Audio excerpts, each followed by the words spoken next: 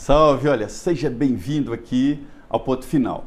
Nós sempre falamos aqui dos estúdios da Jovem Pan no Planalto Central do país, o coração do poder. E falamos de política mostrando a você como funciona aqui o Congresso Nacional, o Palácio do Planalto e o Supremo, né? E isso é muito importante. Você precisa saber de política.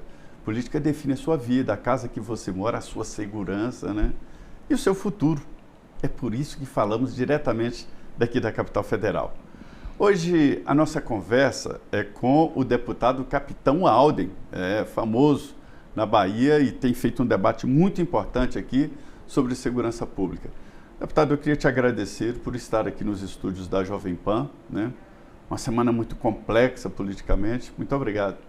Primeiramente, minha continência regulamentar a você e a todos que estão em casa nos acompanhando. Satisfação enorme estar aqui com você. Já nos vimos virtualmente, tivemos a oportunidade de dividir a bancada virtualmente, mas presencialmente é uma satisfação. Pois é, o deputado é do grupo, né, que estuda e que faz projetos e está sempre ali ligado à segurança pública. A Câmara tem uma comissão permanente, que foi uma grande conquista, Comissão Permanente de Segurança Pública, né? Deputado, o senhor acha que esse assunto é bem debatido no Congresso Nacional ou é só firula e discurso para fora? Olha, eu acho que essa questão da temática da segurança pública, ela é a bola da vez. Aliás, nos últimos 3 anos, especificamente, a gente tem assistido aí em todo o Brasil o avanço das organizações criminosas. Segundo relatos do próprio Ministério da Justiça, hoje nós temos mais de 88 facções criminosas. 88, né?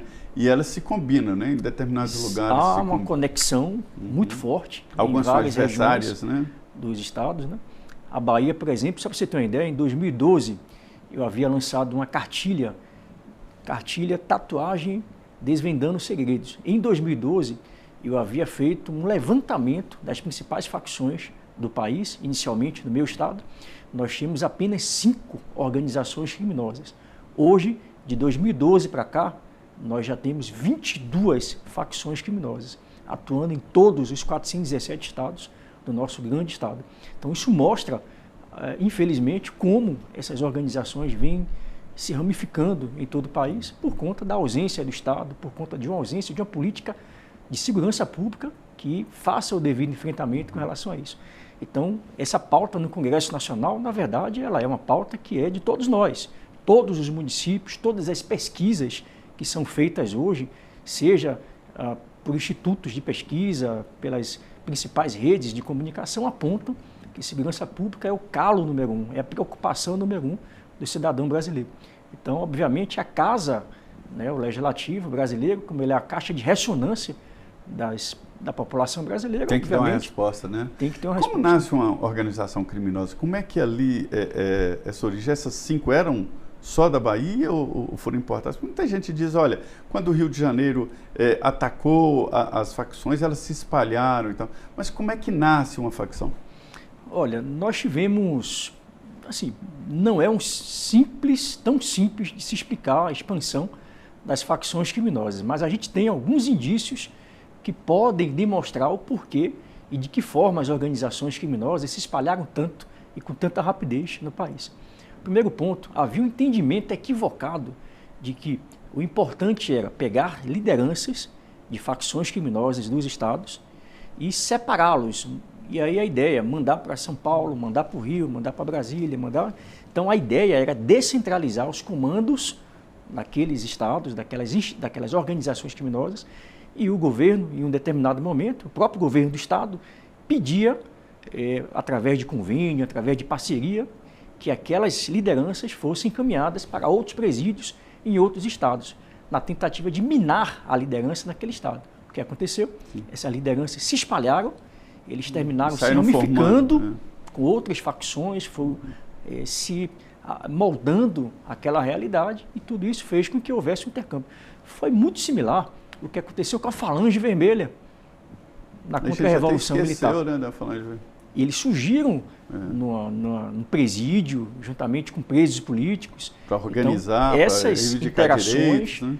essas interações com outras organizações, com outros movimentos, fizeram que houvesse foi a primeira vez que se teve uma organização que tinha inclusive um estatuto, né? Foi um estatuto, definição de comando e para reivindicar direitos, né? Direitos então, se ninguém sabe como surge. Na verdade, surgiu no primeiro momento com uma necessidade de se unir contra o Estado, contra as ações do Estado. E, diferentemente de 20, 30 anos atrás, as organizações criminosas não são mais apenas e tão somente organizações que tratam especificamente de lidar com drogas, lícitas ou ilícitas. Mas hoje as organizações criminosas, elas buscaram outras formas alternativas de operar nos estados. E não somente isso, mas de lavar o dinheiro. Eu tive a oportunidade, há umas 2 semanas, de fazer uma audiência pública na Câmara dos Deputados sobre o projeto de lei que está tramitando, que talvez nos próximos dias deva ser pautado no plenário, que trata do devedor contumaz.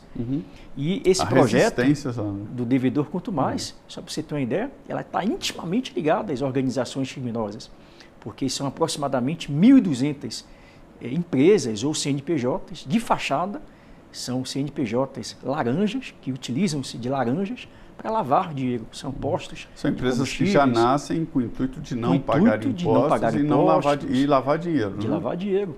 Se especializaram, hein? Se especializaram. Então, montaram casas lotéricas. Enfim, há um ramo muito grande, supermercados, padarias, serviços por aplicativo, enfim, há uma gama muito grande.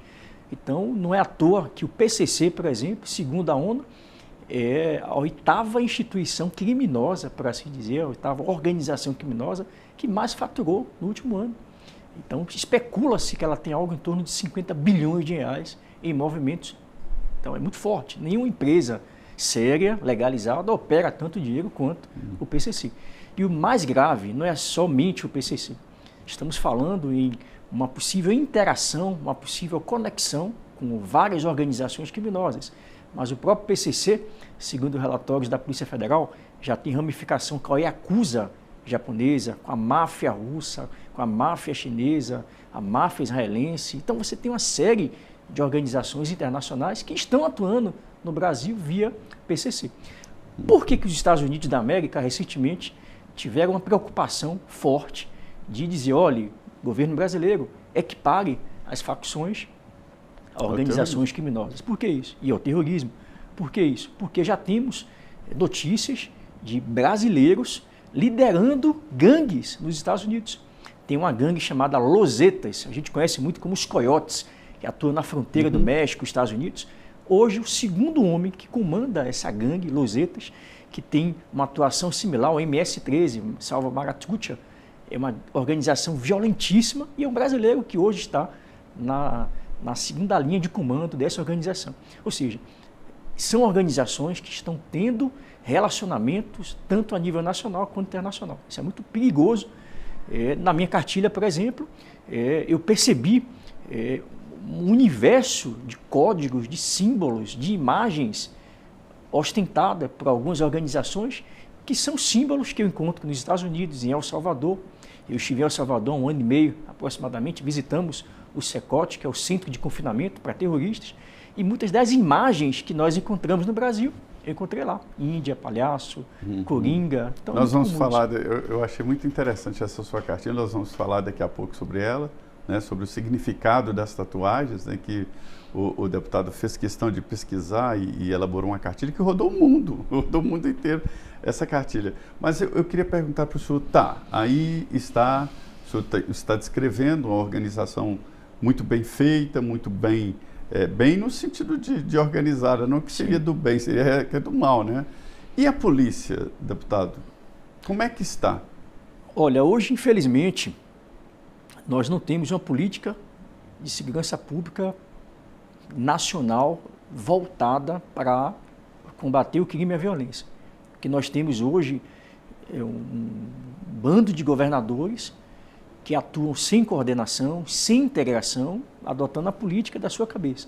Então, hoje nós não temos um plano nacional de segurança pública. Até temos, mas se você pegar o texto, e se você ler o texto do Plano Nacional, ele não apresenta absolutamente nada que fale, olha, vamos seguir por aqui, vamos fazer dessa forma. Não há.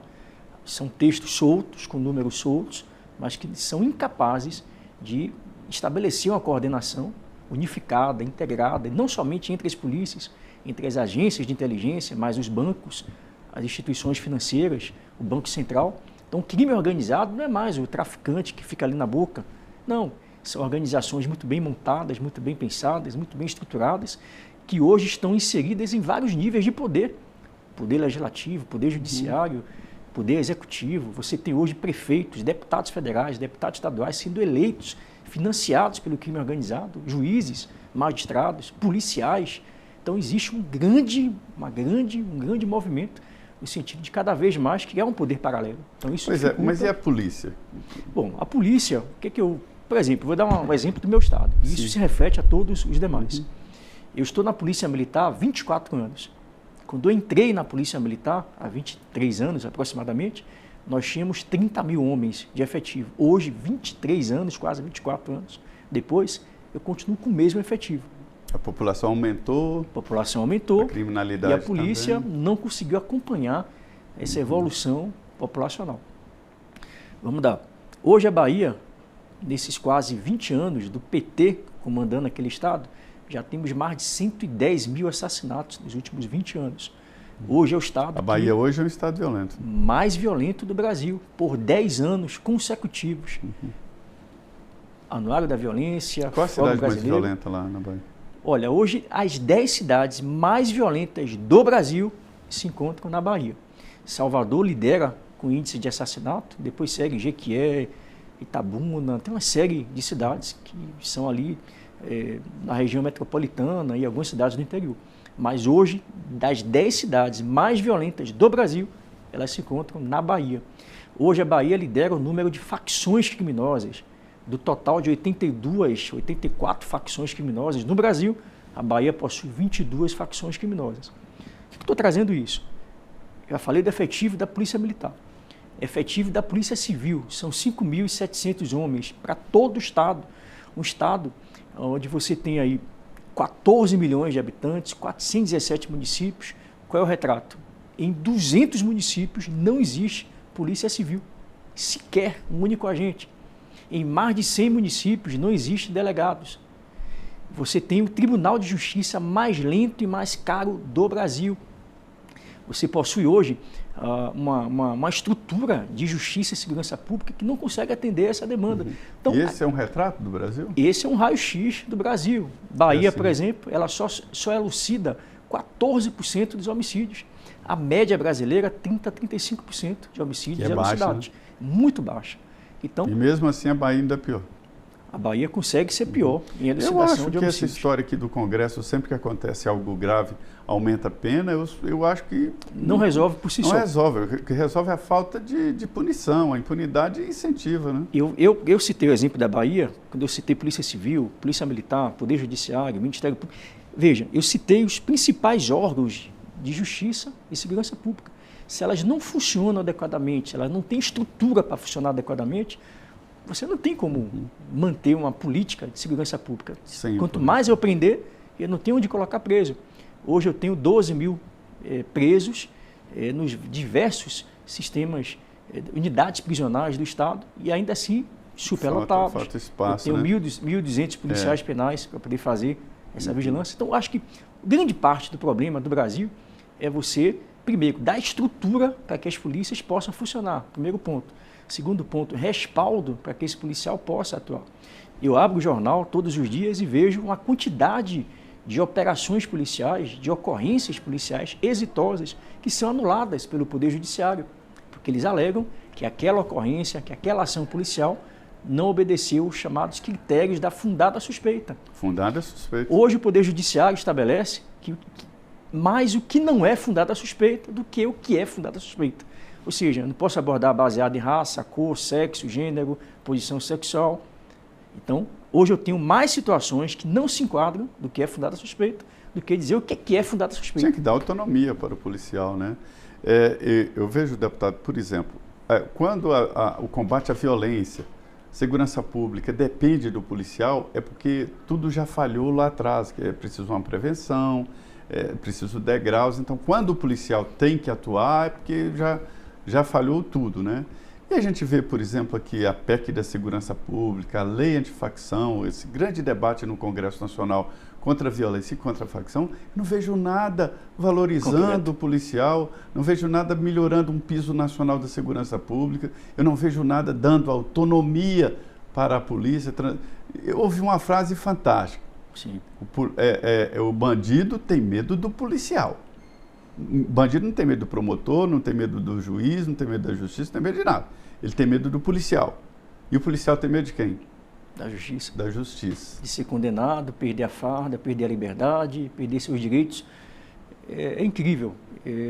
Você citou um fato interessante. Hoje o governo brasileiro tem utilizado a PEC para dizer o seguinte: olha, os governadores não vão perder as suas competências sobre a sua autonomia sobre os estados. Mentira. A primeira coisa que o projeto do governo fala é o seguinte: se você criar um chamado Conselho Nacional de Segurança Pública, e no texto ele diz que os governadores e prefeitos deverão seguir as diretrizes do Conselho Nacional de Segurança Pública, sob pena de não receber recursos do Fundo Nacional de Segurança Pública. Então, como é que você diz, governador, você tem autonomia, mas você deve seguir... Para receber dinheiro federal, você tem que seguir a cartilha, né?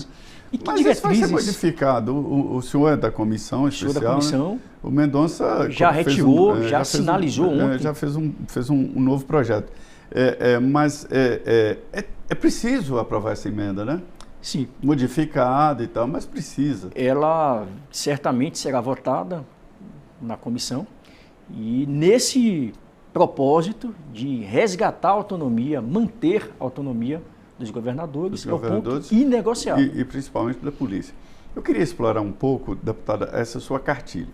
Sim. Então, nessa sua cartilha, é uma cartilha de orientação, mas assim, é mais uma orientação para os profissionais de segurança pública, né? E o senhor dá algumas características. Perfeito. No início, quando eu elaborei essa cartilha, ela tinha um foco e um destino certo, policiais. Só que, olha que eu estou falando de 2012. Naquela época eu já havia casos, registros de pessoas tirando foto nas redes sociais, fazendo gestos e morriam. Eram mortos por membros de facção criminosa.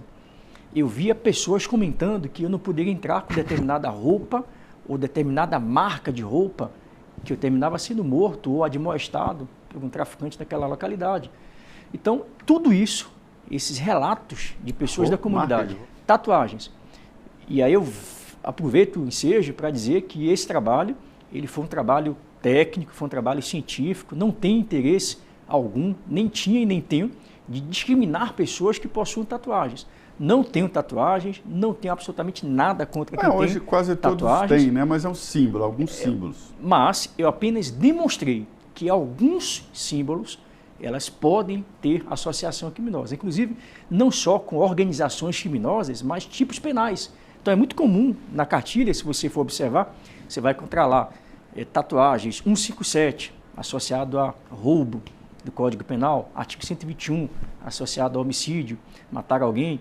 Você vai encontrar dentro de um palhaço, hoje não é mais só o palhaço, eu vou encontrar cartas do baralho. E nas cartas do baralho, lá em cima no baralho, você vai encontrar alguns números. Podem estar associados ao artigo 121, você vê o número 121, você pode ver o 157. O que é 121? Artigo 121 é o artigo do Código Penal brasileiro, sim, matar alguém. Matar assassino. Aí é o palhaço. Não, vamos lá.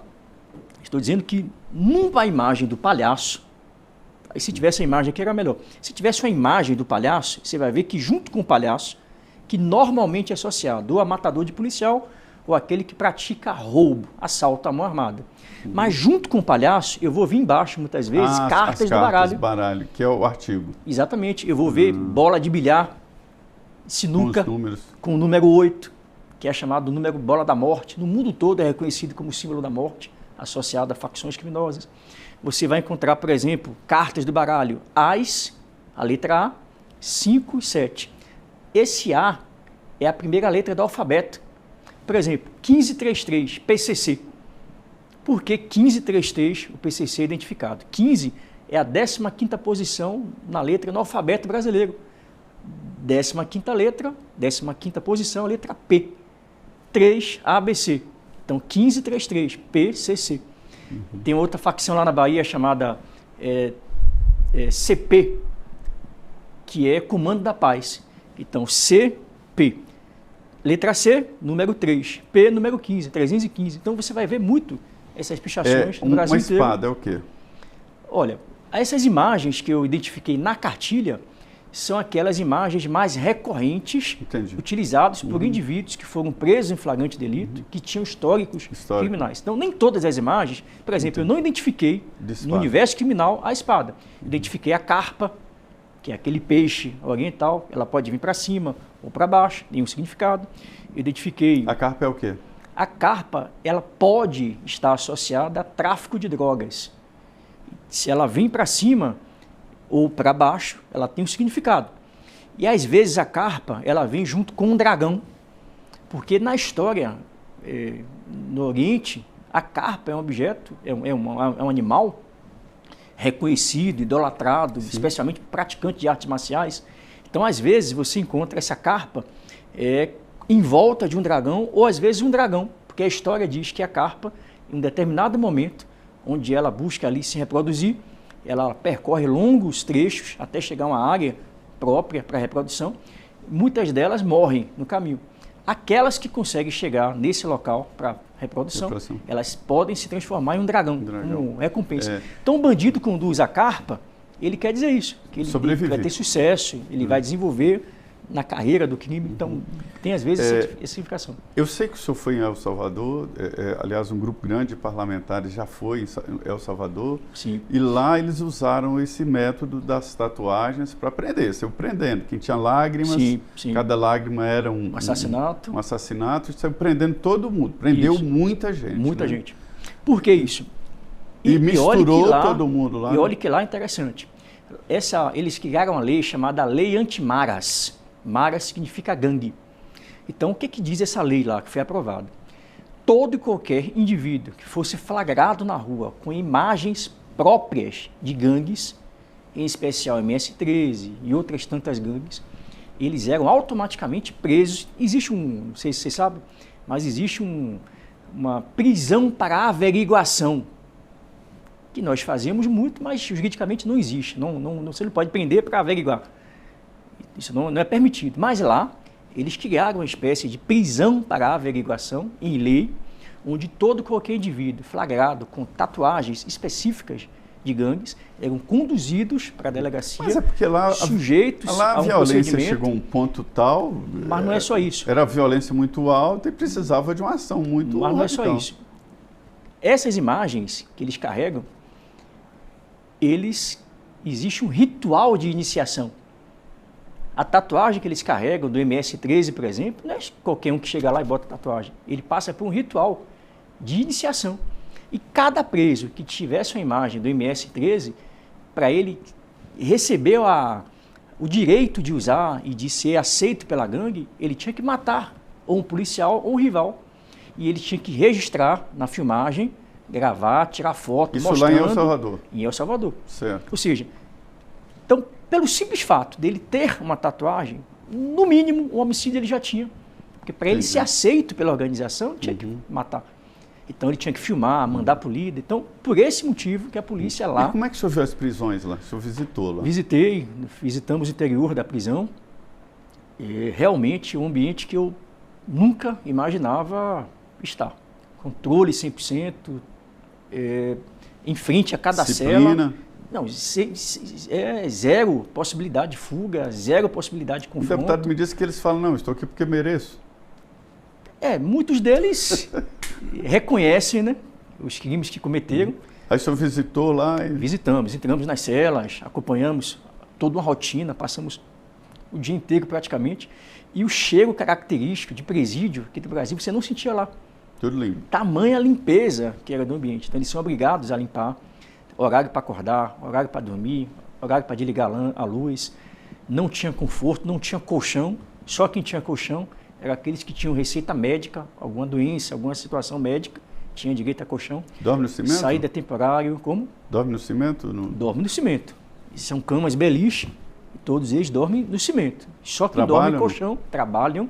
Eles têm um programa lá chamado Zero Ociosidade. Então, eles trabalham na rua, fazem pintura, fazem limpeza, capinagem. Inclusive nos prédios da polícia, alguns presos, nós vimos lá trabalhando, pintando, consertando lâmpadas. Tá, e com essa política reduziu o índice de criminalidade? Eu acho que lá é 14, um dos menores do mundo. Hoje você tem aproximadamente 285 dias, hoje, sem um único assassinato em El Salvador. E um detalhe interessante que a gente conversou com vários taxistas, nós rodamos pelos bairros, e a principal fala deles é: vivemos em paz. Todo o rendimento que eu tinha de um dia de trabalho, eu tinha que, em cada bairro, eu tinha que pagar uma comissão para poder entrar e sair. Então, ninguém vivia seguro. Então, era morte o tempo todo.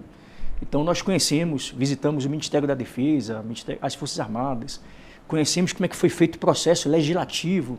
Eles aprovaram lá uma lei marcial, que seria um estado de sítio aqui, destituíram 3 ou foram 5 ministros da Suprema Corte lá. Então, o presidente tinha total autonomia, a popularidade lá em cima, tinha todo o Congresso nas suas mãos e fez algumas medidas que ele entendeu serem necessárias. Mas vale a pena fazer uma visita lá, entender como é que foi o sistema de persecução penal. Lá aprovou uma lei equiparando as organizações ao terrorismo. Então, isso deu... E parte das pessoas não entende por que eu preciso equiparar organização ao terrorismo. O que muda efetivamente? É só a questão, é oposição, é só pelo nome, é pelo simbolismo? Não, mas é a forma como o Estado identifica e enxerga aquele criminoso. É a possibilidade de você fazer cooperação internacional, inclusive para bloquear contas bancárias, rastrear contas bancárias. Muda a figura, né? Muda de figura. A forma como o Estado enxerga esse criminoso, né? Muito bem, deputado. Foi um prazer. Muito assunto para te tratar aqui, mas uma aula sempre... aqui. O tempo foi pouco para a conversa. Muito obrigado. Satisfação. Queria agradecer muito a você que acompanhou aqui essa conversa aqui no Ponto Final e espero você que continue aqui na Jovem Pan e nos próximos programas. Muito obrigado.